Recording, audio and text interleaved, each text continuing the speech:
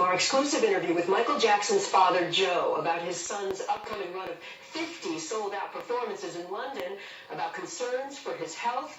We'll also talk exclusively to one of Michael's oldest friends and ask, was the King of Pop really ready for such a demanding tour schedule? Here's ABC's Chris Connolly.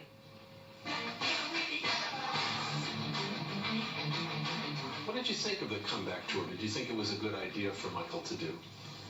The comeback tour was a good idea, but the wrong idea about it was more tours added on to it. Michael only agreed that what he told me, Michael told me this himself, and he only agreed to 10 shows. But then he added all these other shows. I was worried about his health because all the shows that I'm seeing, no artist can do those many shows, back to back like that. And so, I mean, I couldn't do all those shows without some listening between them. But the tour's producers have said Michael was performing at a high level and would have had lots of rest during the London run.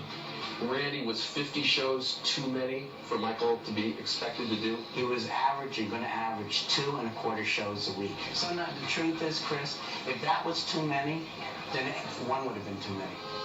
He built up his stamina. There would have been no problems, I don't think, with him doing this tour. Nobody was pushing him into it. Nobody was overworking him. All those reports are false. And joining us now is Leonard Rowe. For 30 years, he was a friend of Michael Jackson. At the end of his life, he was also serving for a time as his financial advisor on the tour dates. Good morning to you. Good morning, Kate. So start by telling us, we just saw the head of AEG and also Michael's former manager saying he was perfectly ready for 50 shows. He was fit for that. What do you say? That's totally untrue.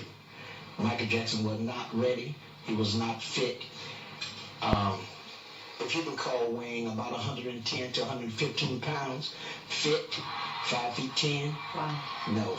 But besides that, Michael Jackson told me himself when he hired me that he never wanted to do 50 shows. He only agreed to do 10. Well, let's talk about that. AEG sent us a statement overnight, and Randy Phillips says in that statement, our original agreement with Michael Jackson called for 31 shows. Michael was willing to increase the number of performances to 50. So he says it was Michael's decision, and they have said they think it was about the money.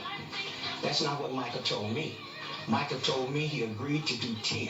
His first order of the day to me was to go over and rearrange the shows so that it would be something that he could possibly do. I attempted to do that. I spoke to Randy Phillips that following Monday morning on the phone, and he told me to shove off. He didn't want to talk about it. He says he does not remember having any conversation. Well, naturally, he would say that. He looked pretty sharp at his last rehearsal, Michael Jackson, on that tape that we've all seen now. I disagree. You disagree? I disagree, and I can tell you why. Every move that you see Michael Jackson making on that rehearsal tape is a move that I could do. Michael Jackson do strenuous moves when he's Michael Jackson. So you don't see the Michael that you don't see the spinning. You don't see the heavy dancing, the tremendous moves that Michael Jackson is known to make. The moves that they show is naturally his best moves. And if you look at it very carefully, you'll see that there are moves that anybody could do.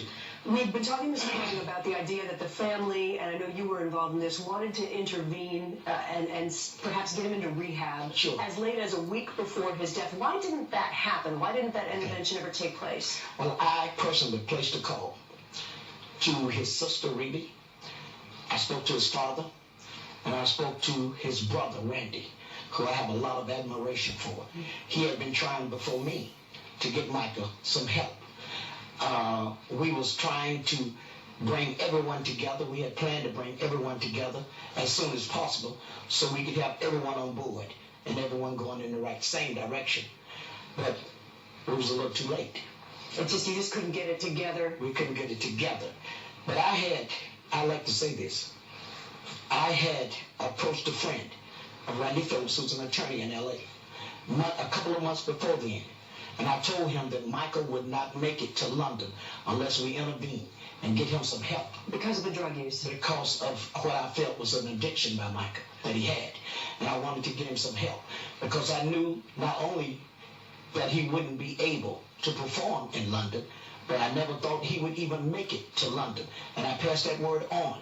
And when I passed it on, what really angers me is they told me to shove off. Well, clarify this once. AEG says that Michael Jackson dismissed you in May, and they provided us with a letter that looks to be signed by Michael Jackson. And in that letter, it says, I have decided to streamline my business operations at this time. Accordingly, this is to inform you that you do not represent me, and I do not wish to have any oral or written communications with you regarding the handling of my business and or personal matters. So it looks from that letter like Michael didn't want wasn't taking your advice. Let me say this to you. I never received a letter from Michael saying that. I met with Michael 3 weeks before he died with Randy Phillips over to the Beverly Hills Hotel. But let me say this. Randy Phillips and AEG was controlling Michael with their finances at the end. Michael Jackson was not able to hire his own people.